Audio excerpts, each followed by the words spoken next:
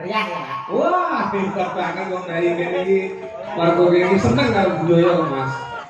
Ya, tapi ini kok setengah jam ya, Pak.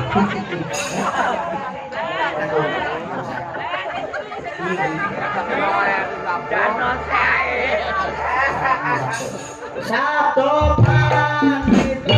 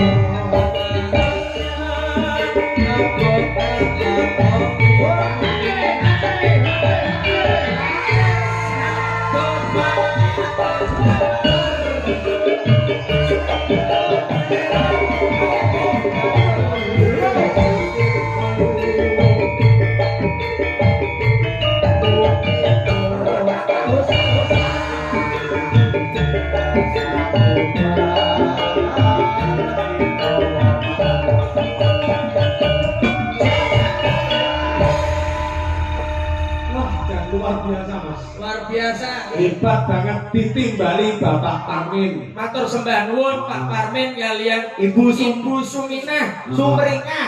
Sumringah. Sumringah ya, Pak. Iki Suminah. Suminah iki acarane tasaturan. Nggih. Ruwatan. Ruwatan. Sampun paripurna. Niki cetha nek Bapak Parmin niku pengen sehat seger waras mlane kang putra dipun ruwat. Heeh. Dua kabeh sengkala kedana kedini. Iya, wong Jawa ngono ya apa nek sing dipilih pagelaran wayang kanthi jalan Ki Eko Kondo Prisdianto saking Tulungagung Kawinduan dagelan kondang sapa Blora. Matur sembah. Sampun ngoten lho, Apa iki tak unggahke. unggahno piye ketok kono wis dilokne. Piye? Dagelan cilik-cilik. Aku jane Aku grok ya munggah ndrodok Pak aku. napa mulai saged sowan wonten Ponorogo Bumi Reok Kota Santri. Lho, ora ngerti to ya? Delok Google kok, Pak. Yo pengalaman. Pengalaman Pak. Soale mriki kondange Pondok Gontor gitu. Mak kula gumun perjalanan mulai mlebet Ponorogo ngantos mriki kula pados masjid mubeng-mubeng kok mboten enten to, Pak. Lho. Iki Masjid Murat-Marit langgar bubar iki daerah kene lho, Mas. Padahal iki tegese akeh lho. Lah tapi mboten sesuai dengan julukan kotanya, kota santri. bener. Lah kula golek masjid mubeng-mubeng ora ana, Pak. Kamu ngerti-ngerti lho. Iki kowe arep salat teko kene. Iya. Arep salat. Yo aku kan anak langgar butuh masjid. Iya, raimu koyo padasan. Ora, sing kok ngene golek masjid daerah iki piye? Lho, sing muni ki enek sinten? Lah ngene Lah jare kowe golek masjid mubeng-mubeng kono kae ayo masjid iki. tengok. Aku lho tengok-tengok. Loh, piye to? Aku golek sing mubeng-mubeng ora. Lah nek mencite mubeng-mubeng terus bodrek ke sepiro? Ngawur wae sampean iki wis Mubeng-mubeng ora enak. Mboten entene sing tengok-tengok. Iya, Aku lho mubeng nek sekaya masjid tok madhep ngetang kabeh. Umane yo kiblate ning Kono kono. kono. Etan kulon-kulon kidul kuwi kiblate awake dhewe. Iki lho sambung rapete karo tasyakuran. Nggih. Tangi senajan sampeyan iki diarani apa jeneng cilik-cilik utawa sing nom-noman.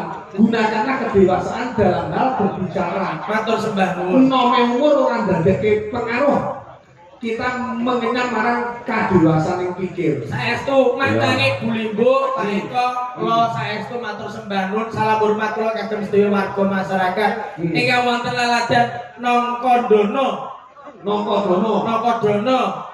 Nongkodono Kauman nggih Ponorogo matur sembah nuwun. Assalamualaikum warahmatullahi wabarakatuh. Waalaikumsalam. Ono santri iki salam diutamakan. Oh iya salam. Sing ape unggah ku tata krama nek niate salam rono ngadepe ya dipasne rono. Iya iya. Baru maju sithik. Perkara iki disyuting di live streaming lagi ngoten to. Iya. Kulo ae gede ya, kulo ae. Nek perkara salam iki piantun mriki wis ngerti wong aku 3 tahun nang pondok gontor lho Mas. Ngaji. Bakul jajan. Kulo ngaji, wong kula niku guru ngaji nek ten griya, Pak. Lho, sampeyan iso apa tentang ngaji? Tapi khusus ikra siji. Saya siji piye? Blek ahli batak niku to. Sak niku nggih penting lho, sak niki maca Al-Qur'an nek mboten paham ahli batak nggih anu. Mboten sak Apa le ngono kowe? Masalah Al-Qur'an. Huruf hijaiyah ngerti. yo Ahli batak enek piro? 29 nggih. Akeh men to. 29 dah ngono kok jare weton pondok ngayat teko ikro siji ora pamur detail. Jare Pak Yai ku 29 wis Huruf hijaiyah apa? 29 wis termasuk lam sensen. Yang ngomong mau berkecot. Huruf hijaiyah apa? Apa? Ahli batak enek piro? 29. Akeh men.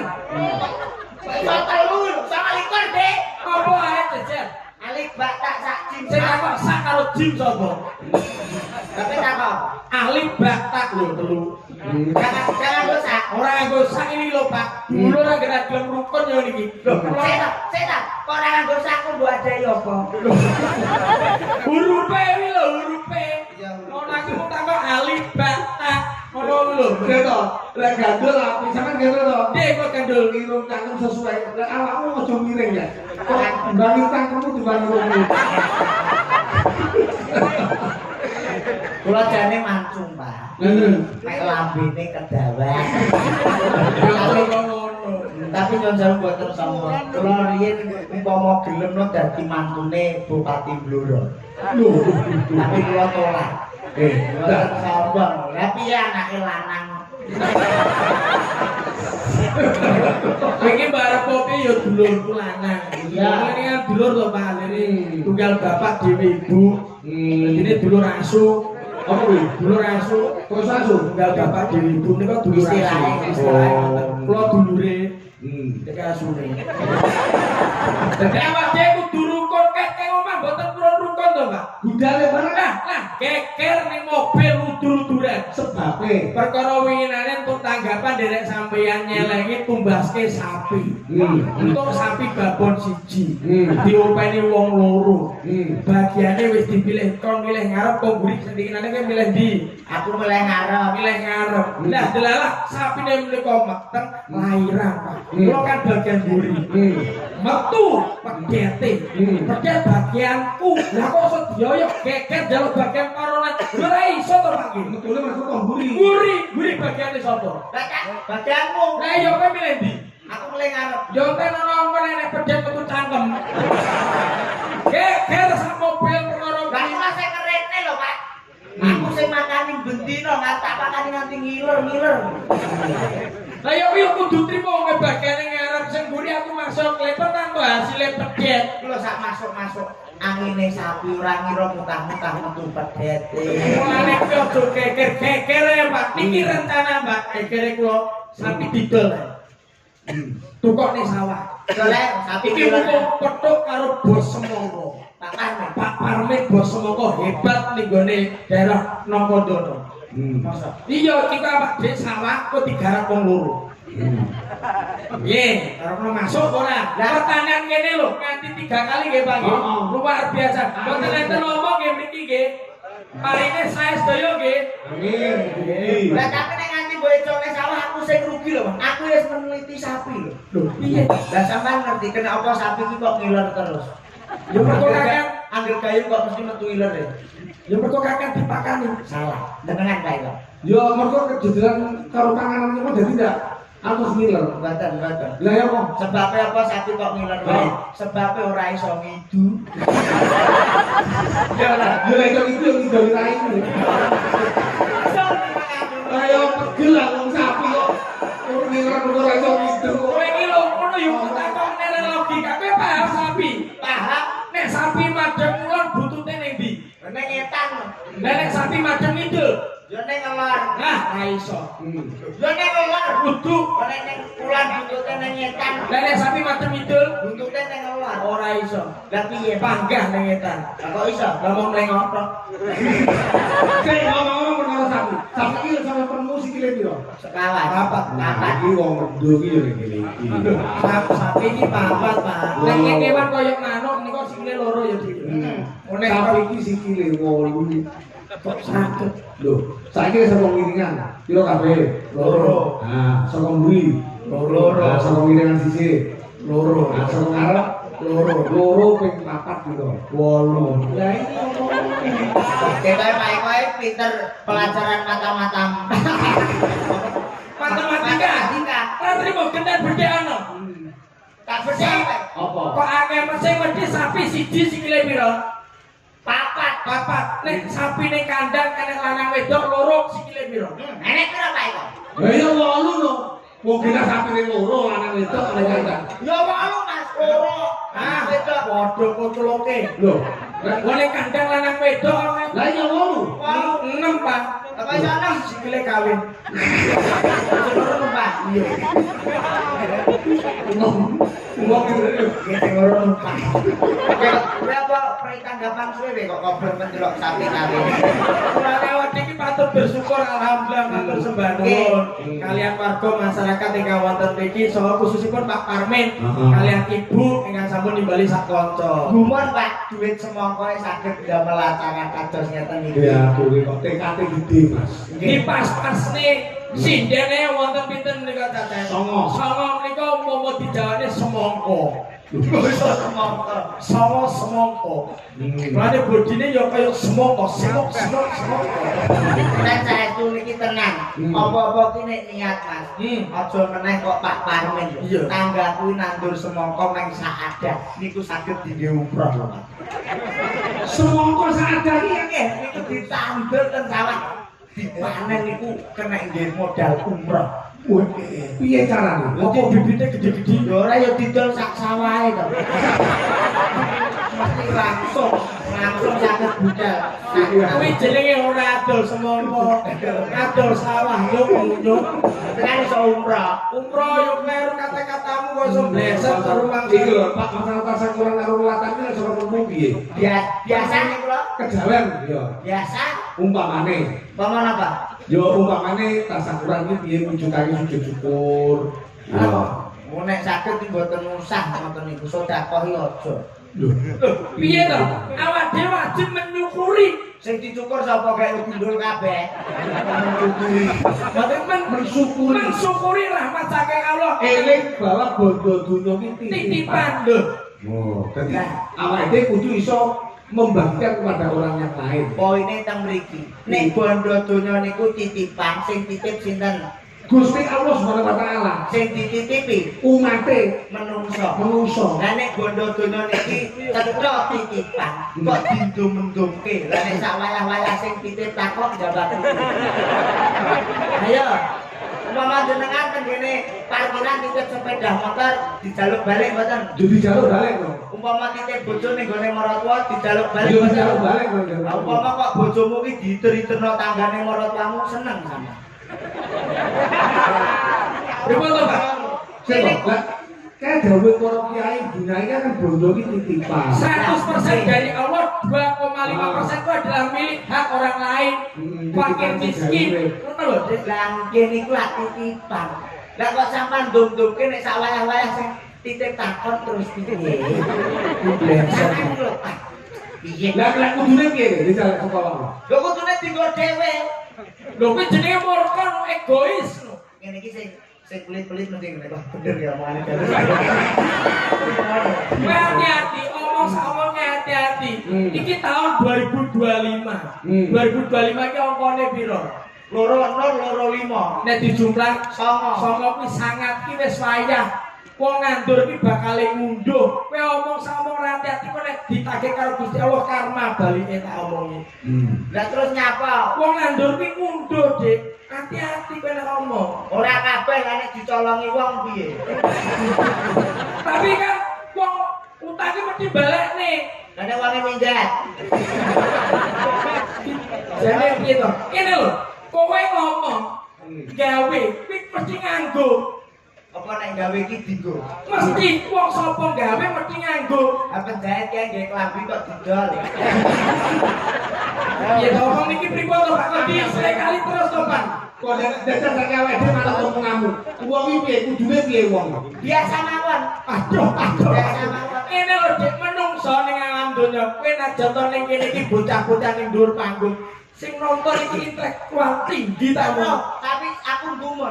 Rata-rata menungso urip teng alam donya niku lak padha rebut-rebutan pengen mlebu swarga. Iya, Pak. Jane ora mlebu ora apa-apa, Pak. Sesek orang mlebu piye maksudnya piye? Hati-hati Kowe siji ngomongin agama loro ngomongin negara kali-kali lho. Nah iki Wong rebutan mlebu munggah swarga terus ora sampe mlebu ndak apa maksudku piye? Lho, ning teras malah iso jagongan. Ora mlebu ora apa-apa aku. Ora tok kuwi. ya ora tau ngaji piye. Lho, gak kulino aku guru ngaji kok siji. Mulane kowe ngerti yo swarga iki penak. Ning jero iki kang surga bot kari nggone widodari sing jagongi. Apa Pak nyuwun dituruti? Lho. Paham ora? Lah tapi aku doyan nudu. Lha terus hubungane lho, ning swarga apa sabdamu dadi, Dik? Lah tapi aku enak genine. Lah terus kowe piye? Swarga kan neraka apa piye ndi? Kandane aku milih ning teras ae kok iso jagongan. Lah nek kudu wayah-wayah Kan karena nyunyu. nek di karep nyamuk takon mlebu neraka lho. Yo ora aku. Sembrono Ora kaya ngono ya. ora ngono.